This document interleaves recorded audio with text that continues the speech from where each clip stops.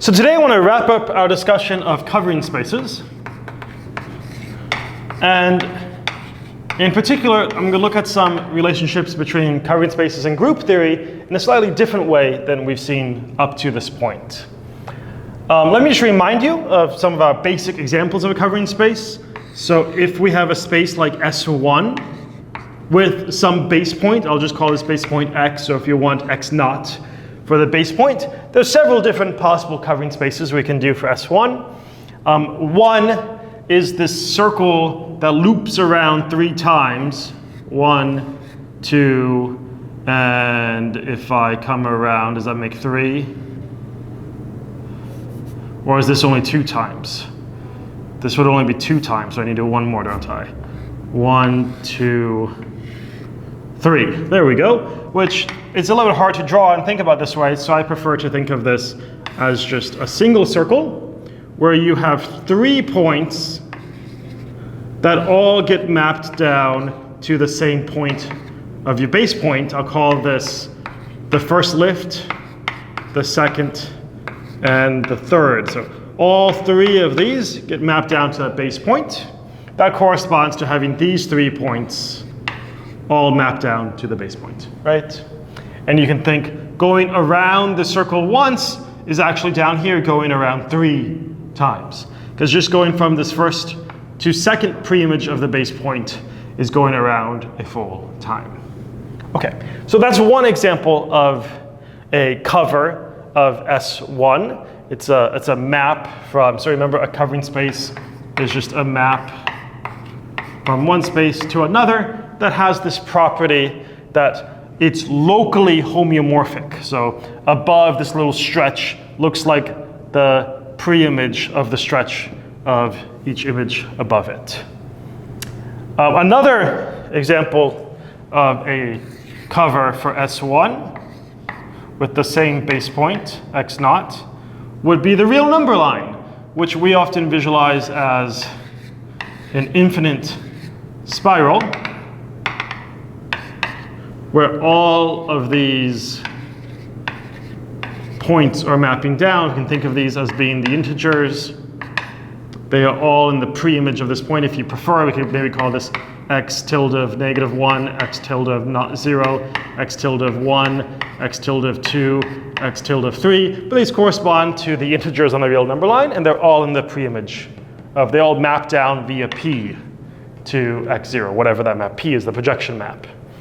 Which is the same as if you straighten this up of just thinking about this as being the real number line with the integers specified. Your integers along this real number line getting mapped to this base point. Okay, we have those 2 examples. What I want us to do today is I want us to think about isomorphisms. So here we go. We're going to think about isomorphisms from the cover to itself. Isomorphisms from X to itself. These I'm going to call deck transformations. Or sometimes I refer to them as my covering transformations, the transformations of my covering space. So let's think about this first example. What isomorphisms are there from this guy to himself? Well, you can say there's a circle. There's infinitely many. Okay, I want to record the fact this is a covering space. In particular, I want to record these distinguished points because they're the preimage of the base point. So I want my isomorphisms to map these values xi to some other value xj, where these xi, xj are both points that get mapped down via p to your base point. So p of xi tilde and p of xj tilde are both in your base point, right? So you just look at, okay, what are all the points that map to your base point? Here there are 3 of them. I only want to consider isomorphisms that send one of these points to another point, right? So, maybe 1 could go to 2, or 1 could go to 3, 3 could go wherever, but only isomorphisms that map those 3 points onto themselves. So how many isomorphisms do you have here? We're also assuming that in between, if 2 points get mapped to the same space in the space that they cover again. Yeah, so if it's an isomorphism, and I send like x1 to x2, then this little neighborhood around him would also need to get sent to this neighborhood, right? So what do we have here?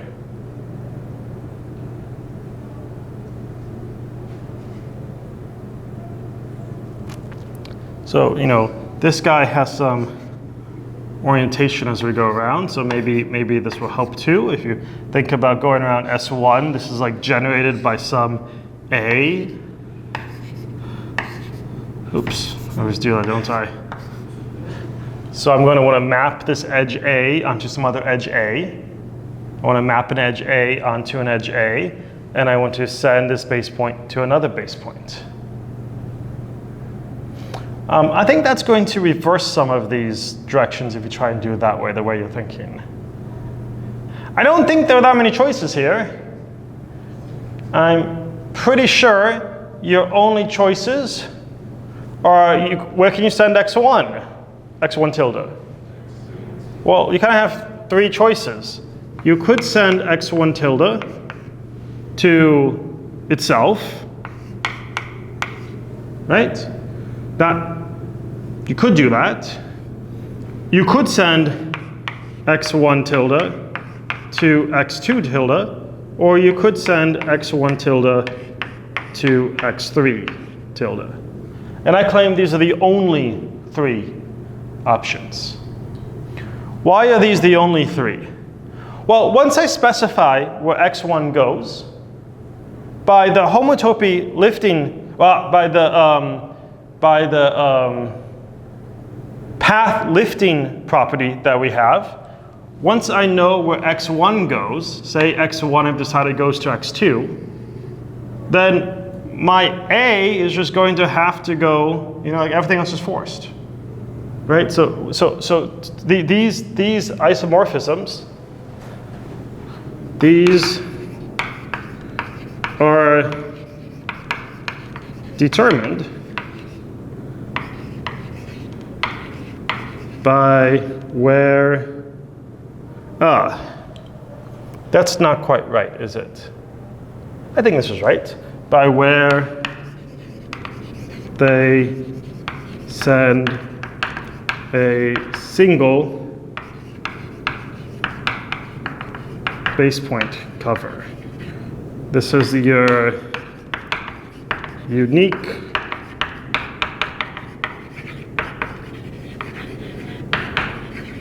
lifting property. Like,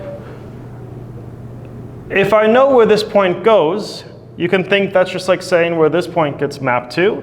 But then we talked last time about once you know where he gets mapped to, then all these other points just have to go to all these points. Because locally it's a homeomorphism, right? So it's going to like lock in all these other points, and then you just keep going around, everything gets locked in. So you can't have 2 different, you can't have 2 different maps that both send x1 to x2. There's only one. You just specify where one of the base points goes, and you're done. There's just 3 here. So what are these maps? The first one is just the identity map. What's the second one? Yeah, it's just rotating. The second one is just rotating this whole circle by like 2 pi over 3 counterclockwise. And the third one would be like rotating the whole circle by 4 pi over 3 counterclockwise. And you might be like, well, why can't I rotate clockwise by 2 pi over 3? Well, it's the same thing as rotating counterclockwise by 4 pi over 3, right? Because I'm just looking at where the map ends up setting the points. So it doesn't matter which way I do the rotation, I get locked in by either a little twist here or a little twist there. Okay, so it's just these 3 maps. But if you think about them in these terms, then you can begin to notice something. So like if I give these guys some names, I don't know, maybe I call this map here F. Then notice this guy down here is just doing F twice. It's just doing F squared. And identity is just doing F 3 times. Right? So this collection of maps, well, there's a way to combine two maps with each other, and that is by just composing the maps with each other. So what do you call a set where you can compose elements with each other that satisfies some nice basic properties like, oh, I don't know, the associative property. These maps have inverses. Like, what's the inverse of this map? Well, it'll just be this map down here, right? What's the inverse of this map? It's this map up here. What do we call such a? This is a group. So this collection of maps is actually a group, and the group is just equivalent to what we typically think of as Z3, where Z3 is just a group with 3 elements. 0, 1, 2, and addition mod 3, right? This is like 0, 1, and 2, and addition mod 3. In general, this collection of isomorphisms will be a group. I'll show you lots more examples of this in a second, and I'll just call this the group of deck transformations, or the group of covering transformations. So you help me out here. What are my isomorphisms here? Well, we can think of the isomorphism just by where it sends a single base point, so a covering base point. So if I think of like this guy, then these isomorphisms are determined by wherever he goes, because again, you give this some orientation for your generator down there, and you have wherever he gets sent. So maybe he gets sent to x1 or x2 or x minus 1 or x minus 2. But each map is entirely characterized by where x of 0 gets sent. Each isomorphism is entirely characterized by where x0 tilde gets sent. So it gets sent to, I don't know, some xn. So how many such maps do you have? Well, n of them, 1 for each integer, right? You could say the generator of this group is the map that sends x0 to x1 tilde. The inverse of that is the one that sends x0 to x minus 1. What is this group? Yeah, this group of all of these deck transformations is Z. So let me give you some notation. Here I'll say the group of this cover, if I denote my cover by x tilde, is just isomorphic to Z. Over here, the group of my cover was isomorphic to Z3. Happy? So let's see more examples. Let's think of another kind of space. What if we do instead the wedge of 2 circles?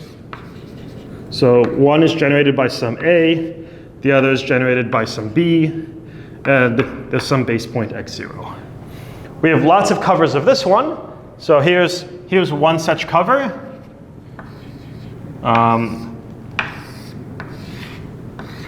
Here's a cover. A, B, B. With 2 points up here, I'll just call them like x1 and x2 that both get mapped down to x0, right? x1 tilde and x2 tilde. Okay, so you tell me, what would an isomorphism on here look like? Yeah, there's just 2. One is identity, right? So one isomorphism is just the identity map. And the other isomorphism is, well, flip these. Can you flip these? If you send x1 to x2, then this A that was coming out of x1 will get mapped to the A that's coming out of x2. Yeah? And the B that was coming out of x1 is now the B coming out of x2. And so these guys also flip. And these guys also flip. But the picture remains the same. We can map this onto itself in this way. So this is kind of like the flip isomorphism, if you understand what I mean by that. The one that sends you x1, exchanges you x1 and x2 tilde. And notice, if you flip it twice, you're back to the identity map. So what group is this? What would be the group of this, what would be this group of deck transformations? Z2.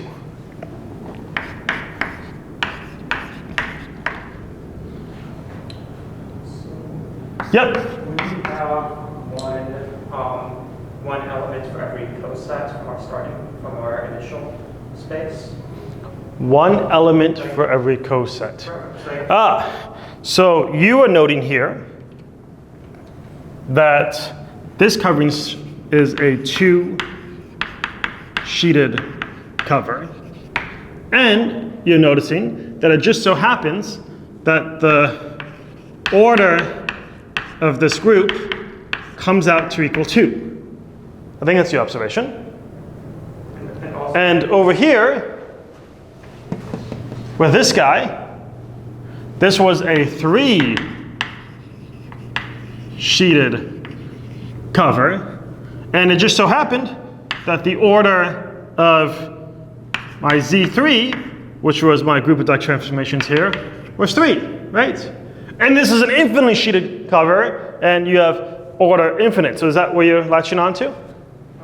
More so that this kind of action of moving between points is a lot like multiplying in your starting group.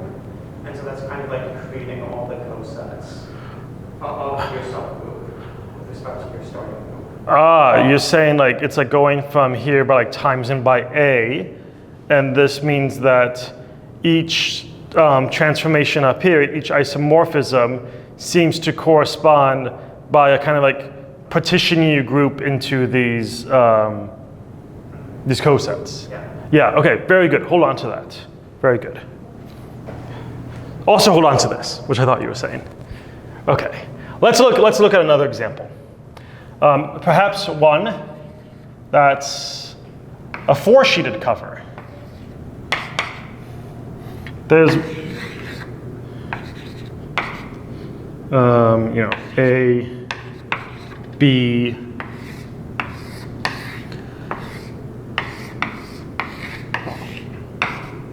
A.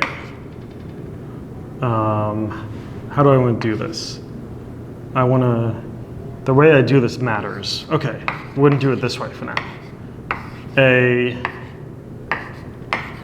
B, B, B, B. Okay, help me out. What are my transformations of this guy up here? Let's say this is like, I'm going to get tired of doing this. So let's just call it W, X, Y, and Z. Kind of abusing notation now, but those are all points that map down here, right? Just gave my base points a little bit nicer names. What are my transformations here? Do you not like this? Fine. X0, X1, X2, X3. It's fine, we can do that. Okay. What are my transformations I have up there?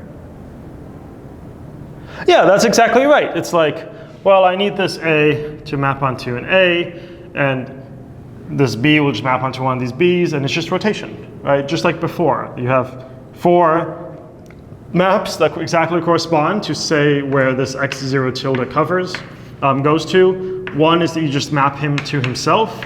That's going to be your identity map. One is you map X0 tilde to X1. That's just like rotation by pi over 2. That's just like a rotation by pi over 2 counterclockwise.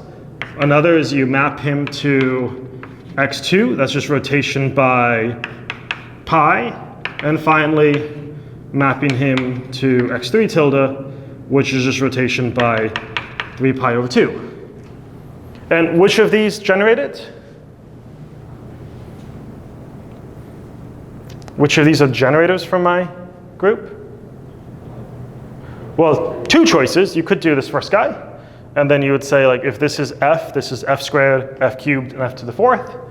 So you could think of this as just you map f squared, f cubed, and f to the fourth. And you could have done the same thing by making this f, in which case f squared would have been 6 pi over 2, which is pi, and then pi over 2, and then 1, because that's rotating out the opposite direction you can think of.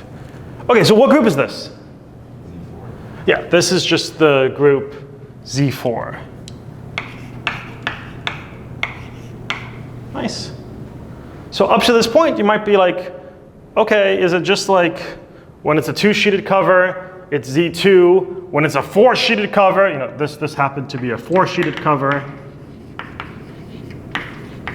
because there are 4 points that map to a single point. It's Z4. Can you ever get groups that are more interesting? Okay, well, let me show you another 4-sheeted cover. Very similar 4-sheeted cover, but this time with a slight twist. I'm now going to call this A and A, B and B, A and A, B and B, and map it down to my wedge of 2 circles, which has free group generated by A and B.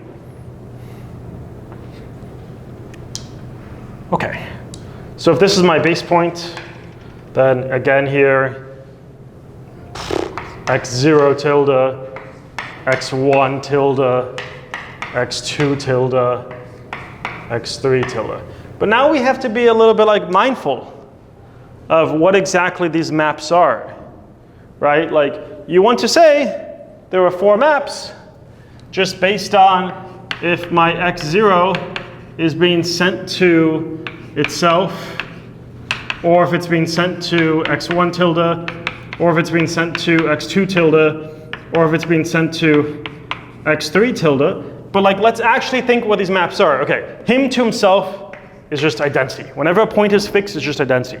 Because if one point is fixed, they all must be fixed by the path lifting theorem, the unique path lifting theorem. But how about if I send x0 to x1? How can I send x0 to x1?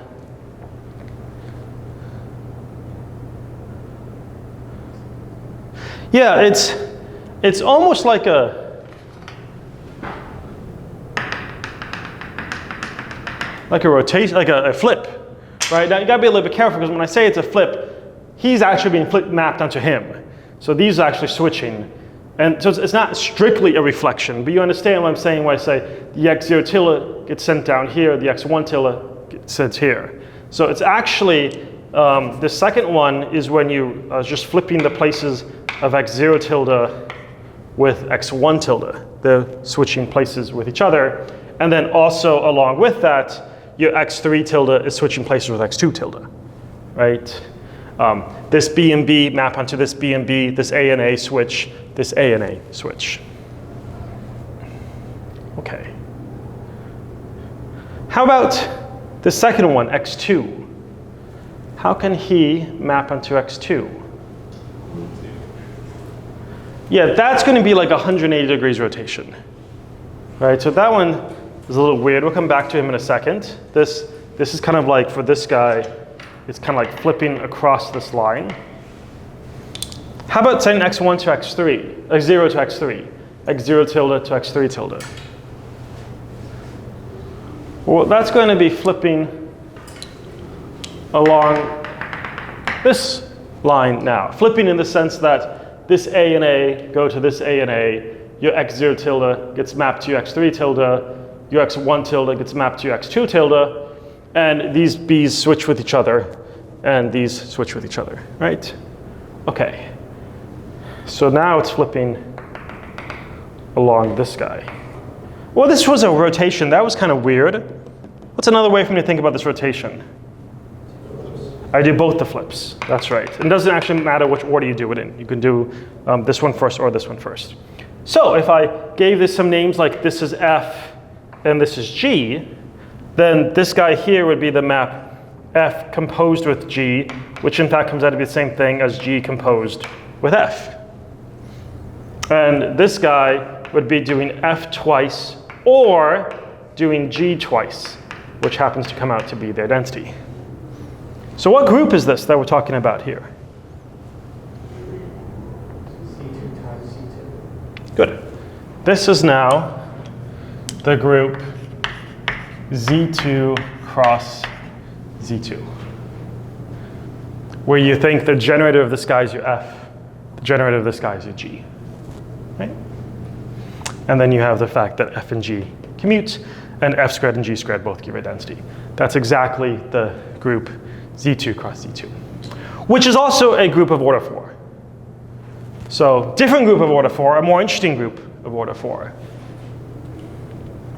This is also a 4-sheeted cover.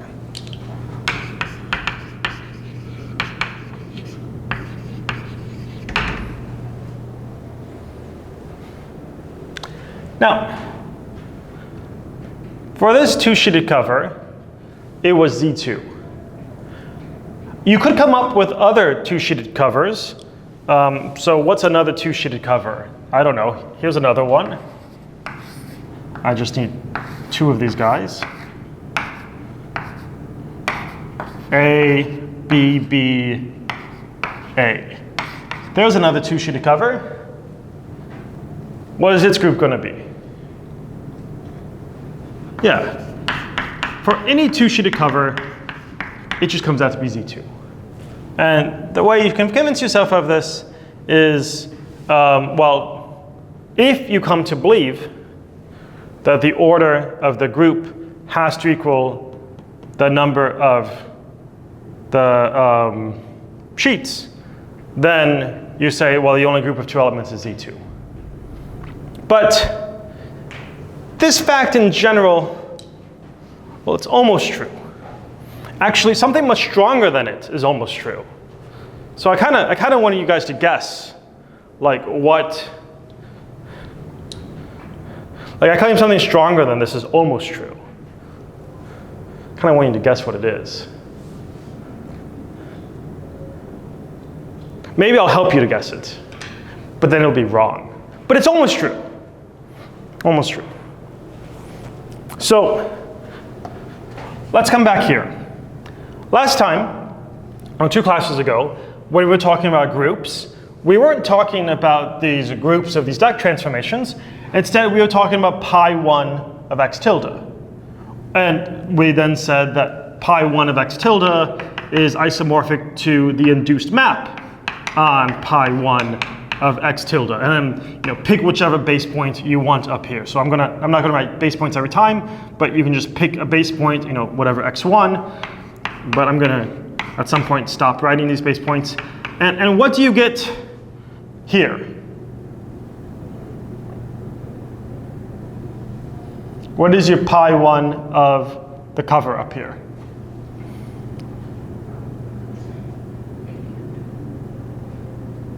Yeah, it's just a z, but it's a z generated by a cubed.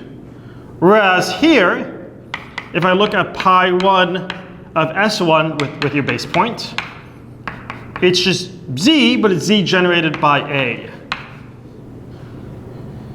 Do you guys want to conjecture anything?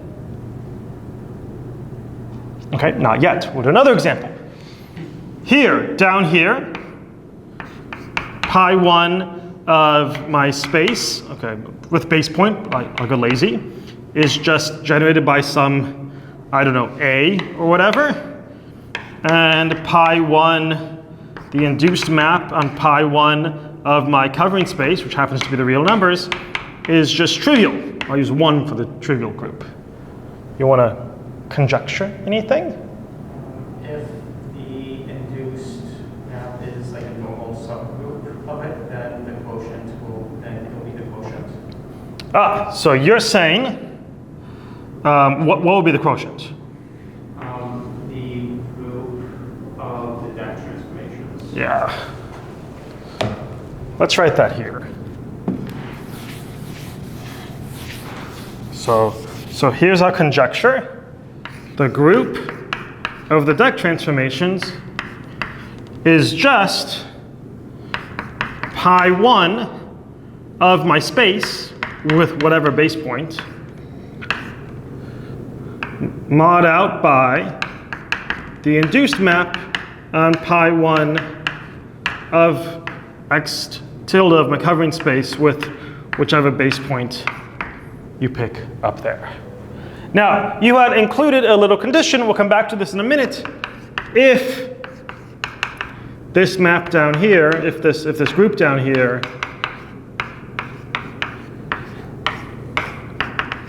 is normal. Why did you add that?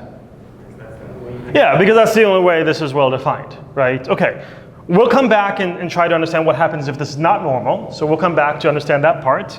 But for now, I just want you to look and notice this is working out. Right? In this first case, you have a group generated by A mod a group generated by A cubed. What is that? That is Z mod 3Z, or Z sub 3, the group of 3 elements. Right? It would be like A squared, and A cubed, which is 0, identity. So that's this guy. And then here, it's like the group generated by A mod out by the trivial group is still Z. Right?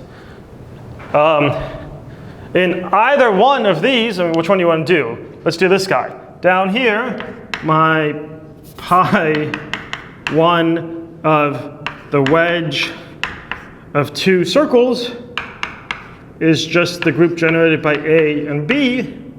Let's look at this guy up here.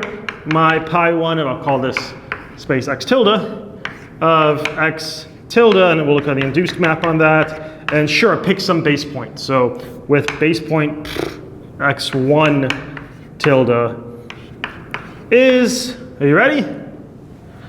You tell me, what's a presentation for this group? There's several presentations you can give me. How many generators should it have?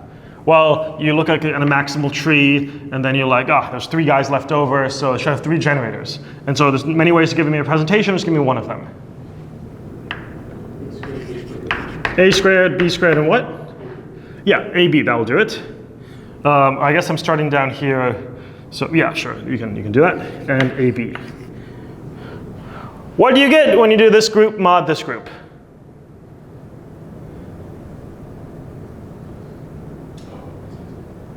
That's just adding these guys as relations, right?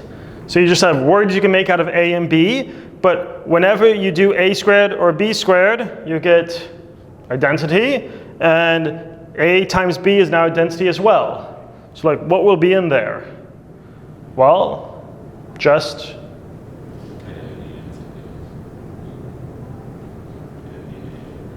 yeah, identity in A or identity in B, because what this guy down here means is that A is the same thing as B inverse, but this guy here is telling me that B inverse is the same thing as B, and this guy's telling me that A is the same thing as A inverse, so now I can freely pass between whichever letters I want. So this is, when I mod out by that, I literally just get the group that has a single letter. It could be one element's a single letter, A or B, whichever you want. A is equivalent to B inverse, so just A and A squared, which is 1. So that's just a group of 2 elements.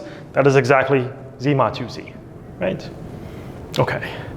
I don't know. We could do these.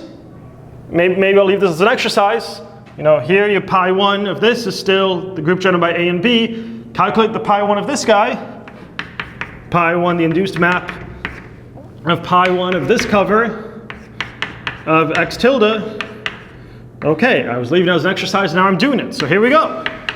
I had a doctor's appointment yesterday. She said to get more exercise, so this is us doing it. So we want to find a presentation for this. Give me a presentation. Well, pick a maximal tree. Okay, here's a maximal tree. So now we need to make sure that we get 1, 2, 3, 4, 5 generators. What are those 5 generators going to be? Well, this one will be generated by A squared. This one is generated by AB squared A inverse. A B squared A inverse. What is this one? A B A squared B inverse A inverse. Could do it that way, or if you want to, you can come around this way instead, but we'll come this way. A, B, A squared, B inverse A squared. So A, B, A squared, B inverse A inverse. And who do we still have? This guy and this guy? Ugh. So we can go just all the way around, A, B, A, B. That will make sure we capture this end. And then here, ooh. And B squared, right. So we can just have a B squared, and then we'll have an A, B, A, B. That will get them all. Okay. Well, this is going to be a bit of a mess, but do the group, A, B mod out by this. So, okay. Whenever I have an A squared or a B squared, I still just disappear. So I can't have A squareds or B squared. So what can I have? Like, what am I left with? This is a bit messy. Like, what words are you left with in this group? Well, you could have A. You could have B. You could have identity. Call it E if you want, or I'll call it 1 for identity. What else do you have? Well, like, what are these other relations telling us? Like, what? Okay, AB, is that the same as BA? Well, I claim it is the same as BA because this relation down here is, if we mod out by it, that's identity. So that's telling me that AB is equal to B inverse A inverse, B inverse A inverse, right? But A squared being identity tells me A is A inverse, and B squared being identity tells me that B is B inverse, so this is the same as BA. And okay, so now that limits that. These other things are killed off. I think we're done. We're just left these words. You can't have anything else. Like, okay, why can't you have like ABA? Like, what is ABA the same thing as?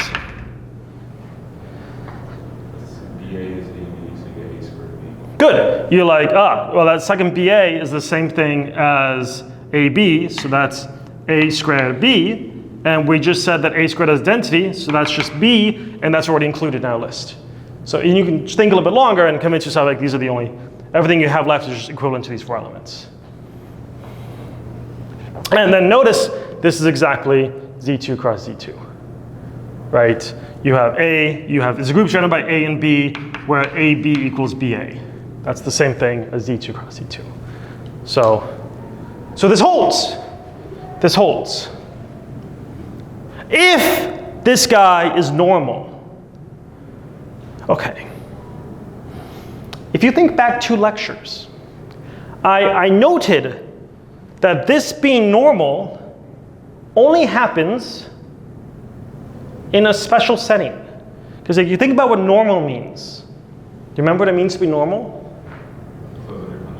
Good. So if you conjugate, you get the same. So if you have some subgroup H, and you take an element of H, and all of your elements you multiply on one side by G and the other side by G inverse, it should still come out to be H, right? That's what it means for a subgroup to be normal. That's what it means for some subgroup of a group to be normal, is if this holds for all G in G.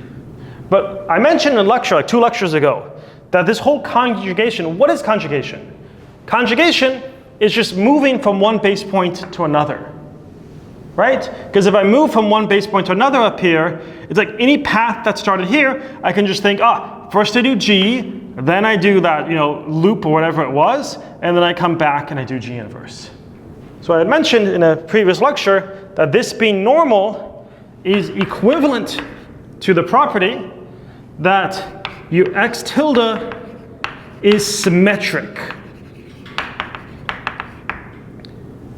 And what I mean by symmetric is I mean you can map any base point to any other base point.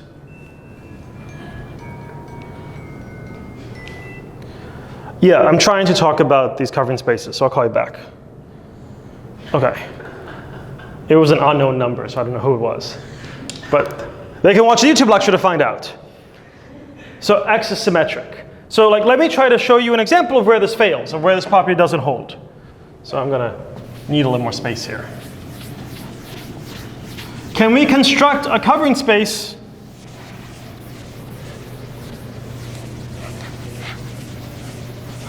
that doesn't have the symmetry? Can you think of one? Like let's do a covering space for this wedge of two circles, A, B. So that like there's some point you can't map onto another point. Good. What did you have there? Not sure if that's a good or not. Is this what you had in mind? Okay, I saw you doing some loops. Well, this is what I have in mind. So here's A, here's B, and B. Here's A, and here's B. And, you know, call this guy like x0, x1, x2, tilde.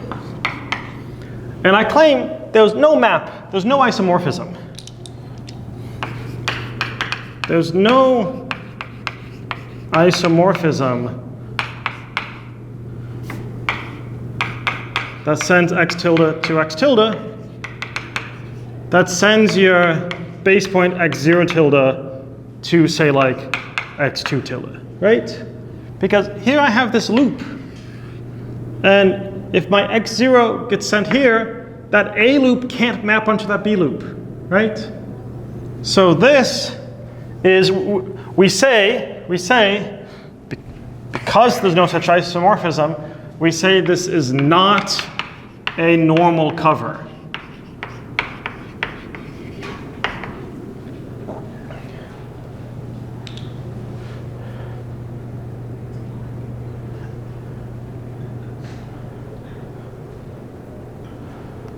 In fact, what is the group deck transformation? The group of the deck transformation maps on this. What is your group of isomorphisms of this covering space? Where can you send your x0 tilde? Only to itself. It can't go anywhere else. There's only a single isomorphism here. You know, if you look at what is your group of deck transformations, it's just the trivial group. One element, just the identity map.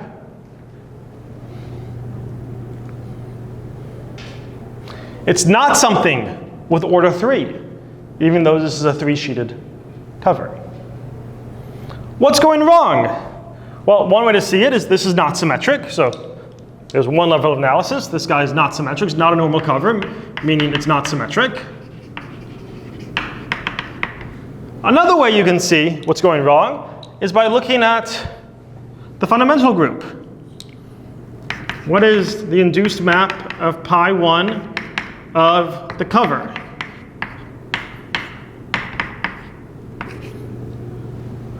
Okay, I need to pick some maximal tree, right, from this point.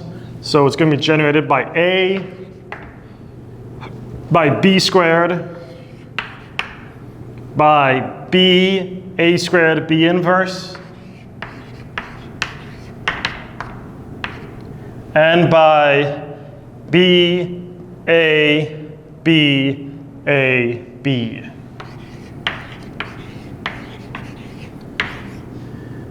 The claim is, this is not normal. We say the cover is not normal is the same as meaning that the pi star of this guy is not normal. So it's not closed in a conjugation. Why is it not closed in a conjugation? What's something that's like not in here?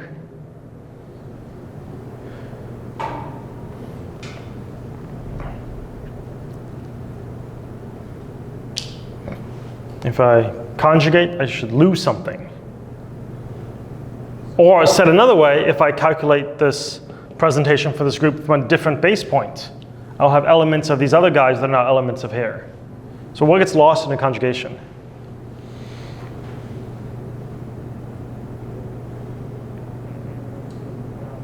Well, let's just try conjugating by B.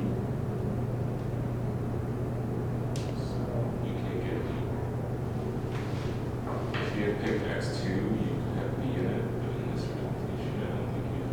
Did I do this right? B, A, B, A, B, A inverse, B inverse. That's what I want to write here. A inverse, B inverse. It's equivalent. You could also do this presentation, but I want to do this presentation instead, where to get this last loop, I go B, A inverse, B inverse to come back. I can just multiply by this guy and this guy to switch between those if I wanted to. But notice here, if I conjugate this guy by BA inverse on one side, and then I have him in the middle,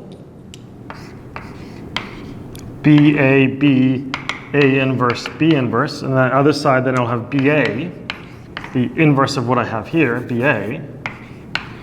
Then I end up with, these just cancel, giving me B.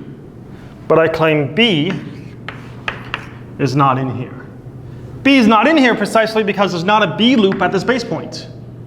But B would be in this guy 2 away. If I follow the BA over, then I would have a B at this guy, which is why conjugating by the BA and BA inverse gives me a B in that group presentation, but doesn't give me a B in this group presentation. So like symmetry and this group being normal really are saying the same thing. And this quotient doesn't even make sense unless the group's normal. So that's what should convince you, like it really does need to be symmetric. But here's an explicit example that if it's not symmetric, this group comes out to be trivial. Whereas if I actually calculated what is P star, well, I can't. I mean, I can't calculate what pi 1 of my space, which is the group generated by AB, mod out by this, but I could normalize this group and then mod out. I could find what is the smallest normal group, but this, okay. So this doesn't even make sense. I can't mod out by this. But, so this fails. This fails here. But if your space is nice and symmetric, not only does this property hold, but you have the immediate corollary that the order of the group is just your number of sheets, right? Okay. Are we happy with deck transformations? Like you think if I show you a covering space, you can tell me what the group of deck transformations is? Like maybe in concluding the section, I'll just give you one last example before I look at a neat little application. I'll give you one last example, and that's like a universal cover. So remember the universal cover of the wedge of 2 circles. Here's AB. Do you remember this universal cover? It's this nice fractal where you spend 20 minutes drawing it. But, we're going to just go down like 3 layers or something where I have the preimage of this base point up here, all of these points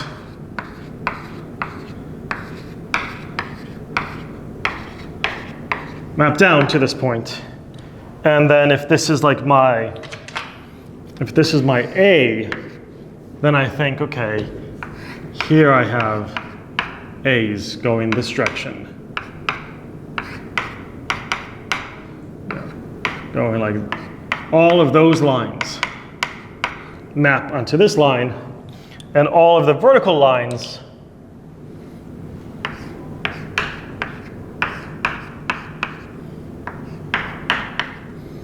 and more of them I'm not going to keep drawing map onto here. So you help me out. What is the group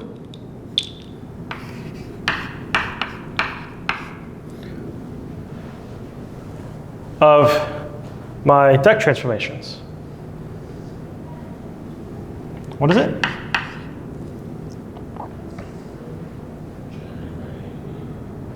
Well, we could use this theorem, and we should say, well, it should just be the fundamental group of this guy downstairs, which is the group generated by A and B, mod out by the fundamental group, or the induced map on the fundamental group of this guy upstairs, which, well, that's simply connected, so that fundamental group is just trivial, so it should just be the group generated by A and B. Okay? Well, let's think, show me, what corresponds to the isomorphism A? Yeah, if you think of this as being like your base point x0, then like what corresponds to the map A? It would be the guy that sends this point to the right one, right?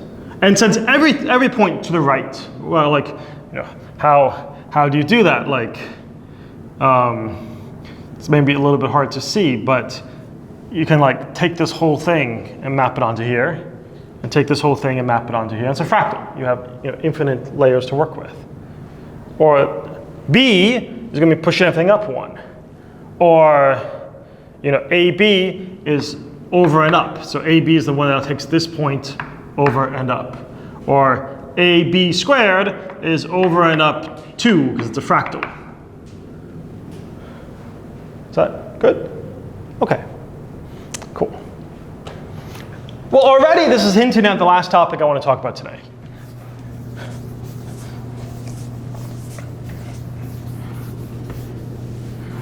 And that last topic is I want to give you a very short trailer for an area of math called geometric group theory.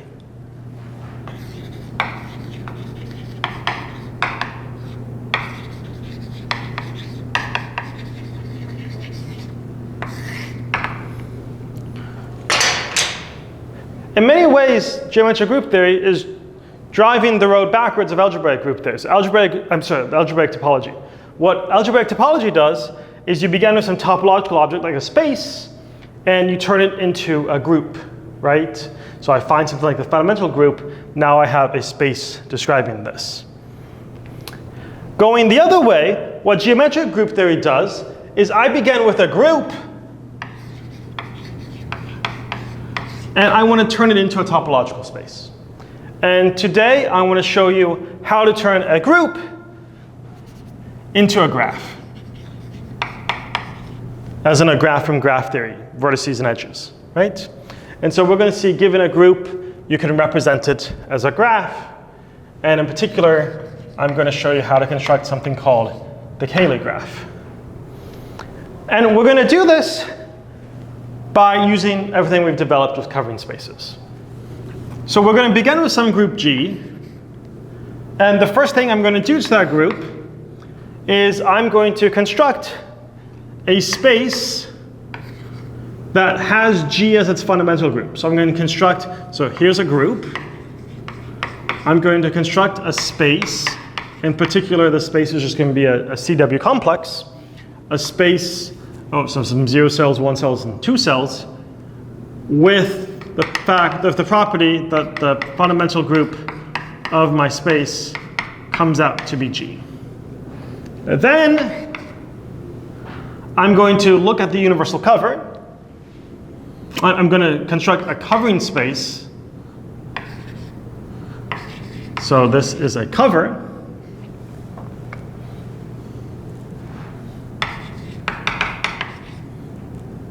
With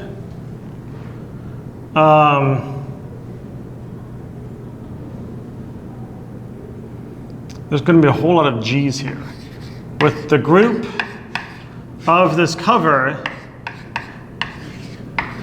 equal to G. So there's a lot of, so this definition is becoming a little bit self-referential at this point.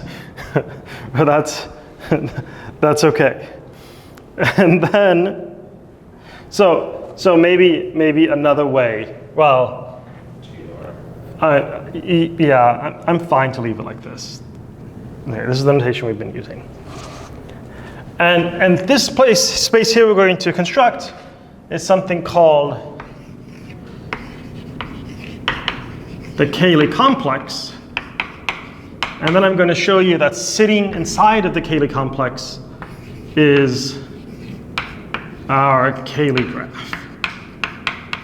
This may have some things besides just points and edges, but we can find the points and edges inside of it. Okay. This is not actually nearly as difficult as it might seem. Let's just begin with a very simple group, like Z. You tell me, what's a space whose pi1 is Z? Well, just S1. We'll give it a space point. Now, give me some cover so that the group of deck transformations of that cover is G. But that's just the universal cover, which is R1. So this is just R1. R1 has, with these base points specified, that is my Cayley graph for Z. This maybe shouldn't be too surprising. If I wanted to represent the group Z as a graph, this is a pretty good one, right? Like it's a graph that goes forever in both directions, infinitely many vertices, between two adjacent vertices there's a node. Quite nice, right? Okay. In particular, if you think of the Z as having been generated by some A, this is A, each of these guys is a little copy of A. Each of those guys is a little copy of A.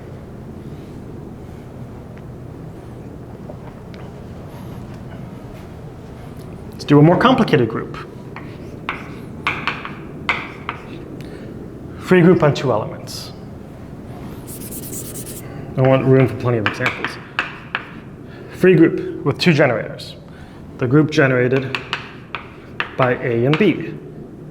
Again, we've already seen the corresponding space that has pi 1 this is just the wedge of two circles, corresponding to one generator A and the other generator B. And then the cover of this, which is going to be the universal cover, is the space we just constructed. And if you stop and you think about it, this universal cover is also a graph. So this is just the Cayley graph as well. Now let me pause and say a couple remarks about the Cayley graph. In general, you can think about this Cayley graph as being made up of two things: vertices and edges. Your edges are just going to represent generators, and your vertices are going to represent all the elements of your group. So let me show you what I mean by that. The elements of this group are all powers of A. These vertices are like 0, or 1, A squared, and so forth, A to the minus 1, A to the minus 2, and so forth. And two vertices are connected by an edge if, when you multiply the one element by that generator, you get the other element. You see that? So like 1 travel along A times A is A. A times A is A squared, and so forth. Down here, what? Well, my edges will just be my generators. We've already played this game. Edges to the right are going to be labeled with the generator A, and edges going up are labeled with the generator B.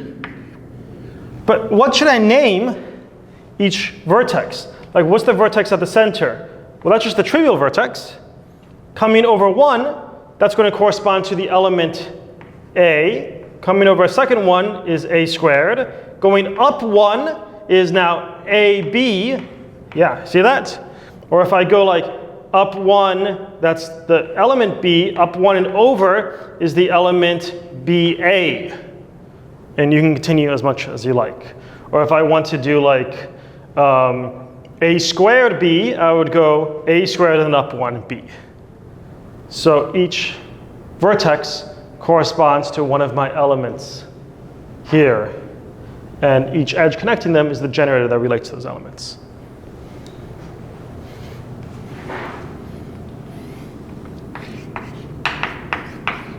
Z cross Z. Well, the space that has fundamental group Z cross Z is, or A space, you could pick some, but you can do the torus. The universal cover of the torus is R2.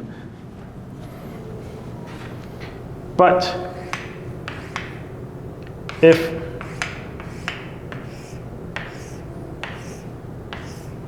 inside of R2, sitting inside of R2 is this lattice. this lattice sits inside of R2. So the Cayley complex is all of R2 with the lattice, but the Cayley graph is just this lattice. Where again, going to the right would be like you're multiplying by A, and going up is multiplying by B. And you start off at some point, wherever you want. Say it's 0, 1 is a trivial element. Going over is element A squared, A cubed, and so forth. If I want A squared BA, that's A squared BA. That's this element here is the element A squared BA. We get this game. That's the Cayley complex. Are we getting the hang for these things? Okay, so that's the Cayley graph. So I'm just going to give you some groups, and how about you try to tell me what the Cayley graph looks like? This could be a fun little game. Or you give me a group.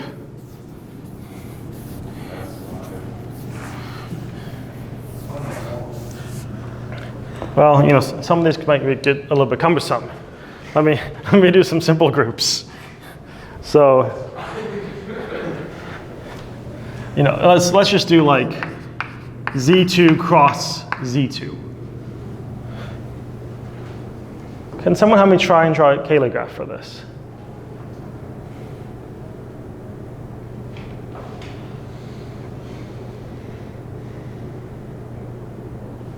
I claim we've already seen it. Yeah, do you remember what this guy looks like?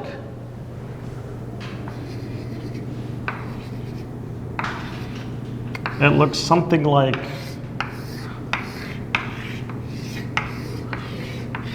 this. Well, let's like give this guy a presentation. We could think of this as the group generated by A and B such that A squared equals B squared equals identity and AB equals BA. Is that right? Is that my presentation? Yeah, that looks right. Okay. And so help me out. Like we want to label everything on here. So how should we label this guy? Yeah. Okay, we'll give this guy, use the same notation. Like this is the element 1.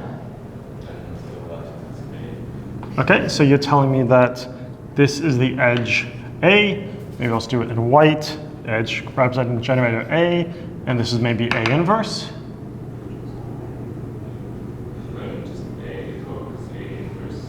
Oh, I'm sorry. The arrow tells me the direction. Yeah. And then the next one is AB. Good. This guy corresponds to AB, and these are both the edge B. Yes. This should be color white. I'm trying to contrast labeling my edges, which are generators, versus labeling the points, which are the elements. So this guy here was saying just has the elements 1, A, B, and A, B, and everything else is equivalent to one of those. So finally, this guy should be my B, which means this is B, this is B, this is A, this is A. There's my Cayley graph for this guy. Yeah. Okay. How about we do another infinite group? Let's do this one. Let's do the free product of Z2 and Z2. So what is that? That's the group generated by A and B such that A squared is B squared is 1. So if you think about the words in this group, you would have 1, you would have A, you would have B, but then you would also have AB, ABA, AB, AB, right? And all of those. And then Yes, BA is different than AB, isn't it? BA, BAB, BABA, and all those. So what would that Cayley graph look like?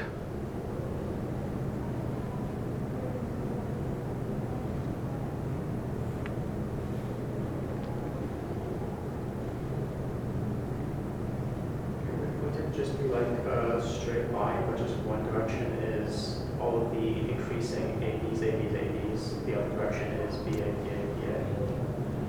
So kind of when we have two sets of elements, we want to start with A's and we want to start with B's. A is B, A. So you have, I don't think it's a, you're saying it's a, well, it's kind of like a two loops. Oh. You have to go. good, two loops. Yeah, or two lines connecting it, but it looks like a line structure, sort of. Like this? Yes.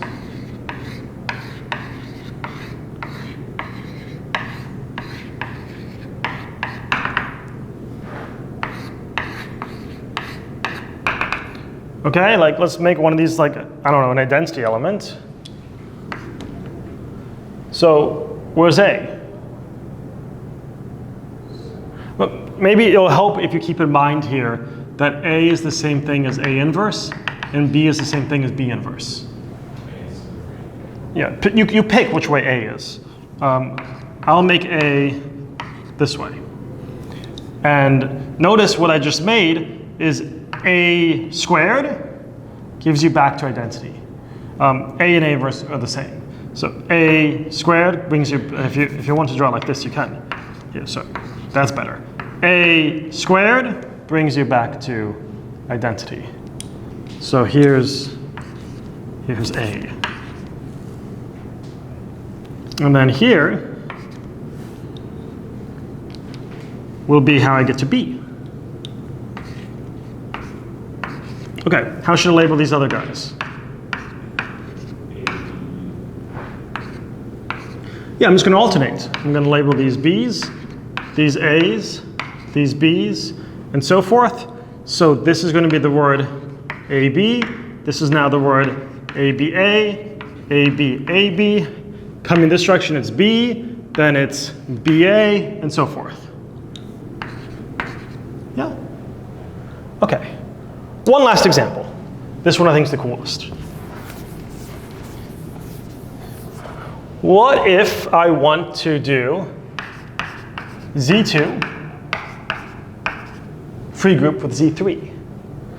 So now, this is the group generated by A and B, such that A squared and B cubed are both identity.